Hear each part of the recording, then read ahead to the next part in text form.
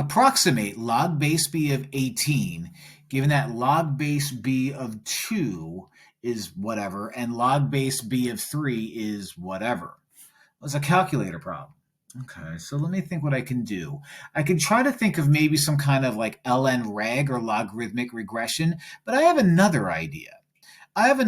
Let's pretend that I'm not allowed to use the calculator. Let's just make believe I'm not allowed to use the calculator. What I notice is that all of these guys have the same base, right?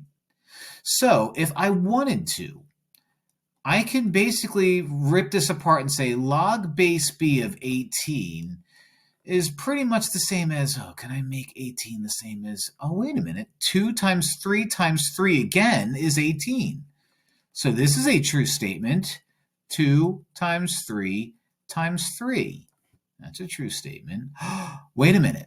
When I multiply stuff inside of a log, I can expand that using addition. In other words, if I were to give you something like log base b of 2 plus log base b of 3, I would get log base b of 2 times 3. So working backwards, I can write this out as log base b of 2 plus log base b of 3 plus log base b of 3.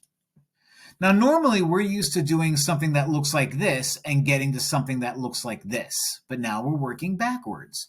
So is this kind of a weird problem? Like, would everybody know that I'm supposed to turn this into this? No, but that's why we do these problems. Just so happens that we know log base b of 2 is that guy right there, 0.4307, plus log base b of 3 is 0.6827, plus log base b, again, 0.6827. So the only reason why I would need my calculator is to do this calculation right here. But let's just say I can do this in my head. This ends up being 1.7961. So yeah, let's just make believe we used a calculator. And we end up with D. Very unique problem. You have to think outside the box with this one.